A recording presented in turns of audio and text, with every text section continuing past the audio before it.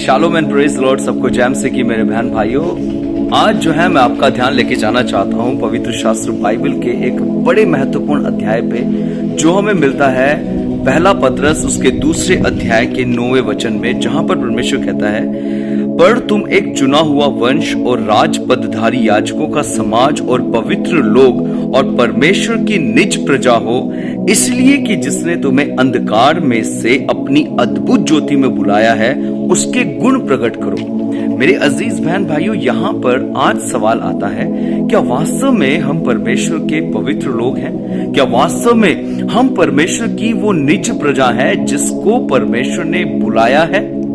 सवाल यहाँ पर एक और आता है कि किस तरीके से हम परमेश्वर की पवित्र प्रजा हो सकते हैं और किस तरीके से परमेश्वर हमें अपनी निज प्रजा ठहरा सकता है। मैं आपका ध्यान जो है वो लेके जाना चाहता हूं आदम और हवा के पास में। मेरे अजीज बहन भाइयों, जब तक आदम और हवा आज्ञाकारिता में रहे तब तक वो शुद्ध और पवित्र रहे। जैसे ही आज्ञाकारिता उनके जीवन से गई और अनाज्ञाकारिता ने जगह बनाई, मेरे अजीज बहन भाइयों, वो परमेश्वर की पवित्रता से, परमेश्वर के प्रेम से, परमेश्वर की सामर्थ्य से दूर चले गए। आज के समय के लिए परमेश्वर ने हम सबको एक ऐसी चीज दी है जिसके द्वारा हम शुद्ध और पवित्र किए जा सकते हैं और हो सकते हैं। और जानते हो क्या है? वो है 10 आज्ञाएं। वो आज्ञाएं जो परमेश्वर ने मूसा को सीनै पर्वत पर दी, और ये आज्ञाएं समस्त मानव जाति के लिए हैं। भले वो उस समय के इजरायली हों और या आज के समय के हम विश्वासी, हम सब के लिए ये आज्ञाएं दी गई हैं। और आज्ञाओं का होना कितना जरूरी है मैं आपको बता देना चाहता हूं। अगर आप पढ़े यहोशू की पुस्तक उसके 30 अध्याय के 5वें वचन में, परमेश्वर का वचन कहता है यहोशू से कि तू अपने लोगों को कह कि वो पवित्र हो। क्यों अपने आप को पवित्र करें? क्यों वो पवित्र हो और कैसे पवित्र हो? मेरे बहन भाइयों, वचन कहता है कि परमेश्वर ने उनके बीच में होकर चलना था और परमेश्वर ने उनसे बात करनी थी, परमेश्वर ने अपने बड़े कार्य को करना था।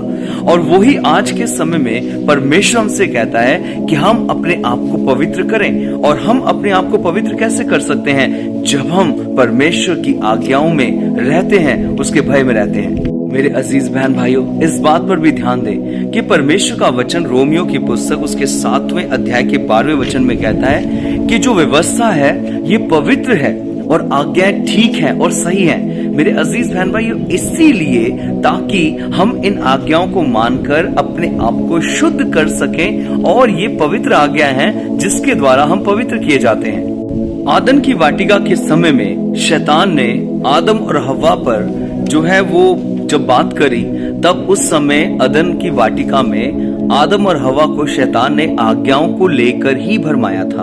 और आज के समय में भी जो शैतान है वो इतना चालाक है कि हमें आज्ञाओं से ही भटका रहा है और हमें अनाज्ञाकारिता की ओर लेकर जा रहा है। अब एक सबसे महत्वपूर्ण बात जो आती है वो हमें मिलती है यशाया की पुस्तक 4 अध्याय के पहले वचन में। वचन कहता है यहाँ पर, उस समय 7 स्त्रियां एक पुरुष को पकड़कर कहेंगी, रोटी तो हम अपनी खाएंगी और वस्त्र भी हम अपने ही पहनेंगी, केवल हम तेरी कहलाएं, हमारी नामधराई को दूर कर। अब यहाँ पर अगर हम बात ध्यान से देखें, ये भविष्यवाणी थी, और भविष्यवाणी को समझने के लिए हमें भविष्यवाणी की भाषा को समझना जरूरी है। जो स्त्री है, कौन है ये स्त्री? स्त्री हमेशा कलीसिया को रिप्रेजेंट करती है। पुरुष या पति हमेशा परमेश्वर के लिए ही प्रस्तुत किया जाता है। और वस्त्र और अगर हम रोटी को देखें, ये आज्ञाओं को और शिक्षाओं को ही प्रदर्शित करता है। अब आप समझ सकते हैं कि आज के समय में किस तरीके से ये स्त्रियां खड़ी हो रखी हैं, जो परमेश्वर की आज्ञाओं के उल्लंघन भी कर रही हैं और कहती है कि हम प्रभु के कहलाते हैं। आज हम देखें, हमारे जो कई विश्वासी भाई बहनों के बीच में कई ऐसे सवाल उठते हैं कि हमें आज्ञा नहीं माननी चाहिए। कई लोग कहते हैं अब हमारा उद्धार अनुग्रह से हुआ है, अब हमें आज्ञाओं को मानने की बिल्कुल भी जरूरत नहीं है। लेकिन ध्यान रखें इस बात का, जो हमें प्रकाशित वाक्य उसके 14वें अध्याय के 12वें वचन में मिलता है, जो हमें ये कहता है कहता है कि पवित्र लोगों का धीरज इसी में है जो परमेश्वर की आज्ञाओं को मानते हैं और यीशु मसीह पर विश्वास रखते हैं। अब यहाँ पर हम जो है परमेश्वर के वचन पर देखें, क्या हम पवित्र लोग हैं? क्या हम निज प्रजा हैं परमेश्वर की?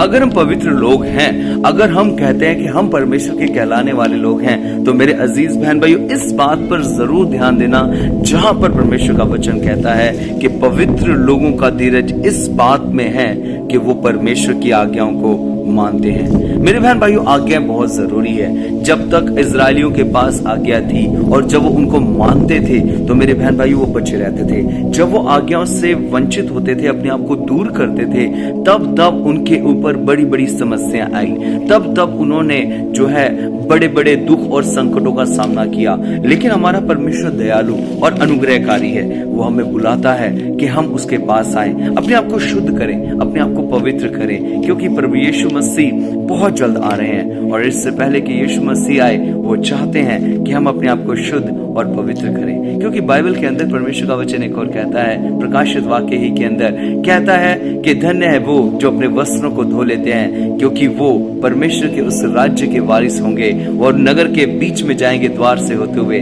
जिस द्वार का नाम है प्रभु यीशु मसीह। जो अपने वस्त्रों को धो लेते हैं, और उस किस चीज से वो वस्त्र धोएंगे? यीशु के लहू के द्वारा, और परमेश्वर की उन आज्ञाओं को मानेंगे, तभी हम पवित्र किए जा सकते हैं। अगर हम परमेश्वर के हुक्मों को, उनकी आज्ञाओं को नहीं मानते हैं, तो मेरे बहन भाई याद रखें, हम परमेश्वर से, उसकी आज्ञाओं से, उसके प्रेम से दूर हो जाते हैं। और परमेश्वर चाहता है कि वो हमें अपने पास बुलाए। अगर हम परमेश्वर के पास से उसकी आज्ञाओं को, उसके हुक्मों को नकारा करते हैं, अपने आप को फिर से पाप में लेकर जाते हैं, तो बाइबल का अध्याय कहता है, इब्रानी उसके 6 अध्याय के 6 वचन में कहता है कि हम यीशु मसीह को फिर से सलीब पर चढ़ाते हैं।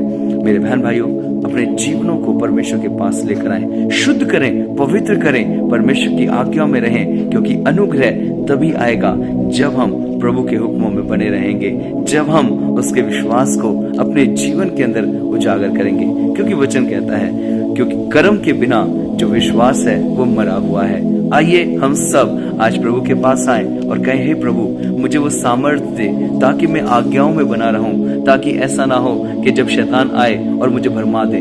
प्रार्थना करें कि प्रभु, मैं इन आज्ञाओं में बनकर तेरे और नजदीक रहूं। प्रभु आप सबको आशीष दे। मैं हूं पास्टर श्याम, आप देख रहे हैं Bible truth with pastor Shyam.